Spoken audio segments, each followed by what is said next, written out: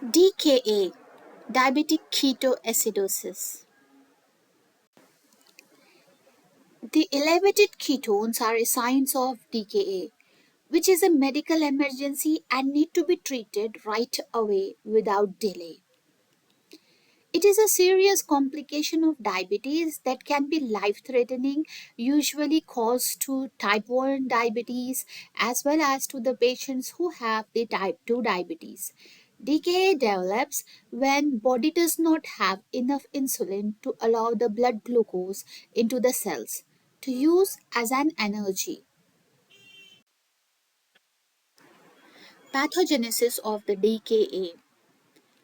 Mainly, DKA is caused by type 1 diabetes mellitus or absolute or severe insulin deficiency, as well as an undiagnosed diabetes mellitus, as they don't know that they have diabetes and no external insulin is administered to that persons.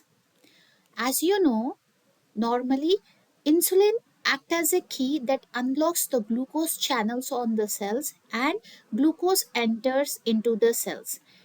Whereas in the DKA, as there is insulin deficiency, here the glucose cannot enter into the cells due to the insulin deficiency, and it remains in the blood circulation and increases the blood glucose levels, which leads to the peripheral tissues receives less amount of glucose because the glucose is all in the blood circulation and it is not reaching to the tissues because the glucose is not entered in the cells. From the cells it will lead to the tissues, right? So the tissues are not receiving enough amount of glucose, and that deficiency will stimulate the secretions of the counter-regulatory hormones like glucagon, cortisol, epinephrine, and the growth hormone. Let's see the role of these counter-regulatory hormones. This counter-regulatory hormones assumes that the body requires more glucose as an energy source. So they increase the blood glucose levels. How they increase blood glucose level is the stored glycogen is converted to glucose by glycogenolysis, as well as the proteins, amino acids, which are non-carbohydrate sources, also converts to glucose by glyconeogenesis in the liver. And this glucose comes to the blood circulation by the liver. The problem over here is as the cells are not able to use the glucose due to the absence of insulin. So what will happen to these elevated levels of the glucose? As we know that the glucose is reabsorbed in the proximal convoluted tubules of the nephron. This nephron cannot able to handle this excess amount of the glucose. So the excess glucose comes out of the kidneys in the urine.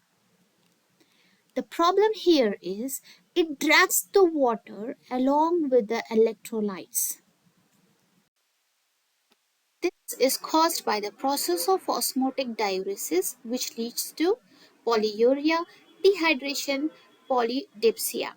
This excessive loss of water and increased amount of glucose in the blood causes hyperosmolarity.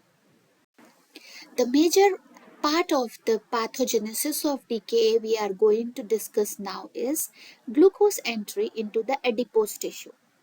As the adipose tissue is completely insulin dependent and severe deficiency of insulin will not allow the glucose to enter into the adipose tissue, and this will trigger the triglycerides to break down into glycerol and the fatty acids. This process of tissue breakdown is known as lipolysis. I would like to add a point here. Even a little amount of insulin, if present in the body, it can prevent lipolysis. That's why DKA is more common in type 1 diabetes in comparison to the type 2 diabetes. So here the free fatty acids which is produced by the lipolysis will be converted to acetyl-CoA. Acetyl-CoA through the beta oxidase. Usually, acetyl-CoA goes to the Krebs cycle.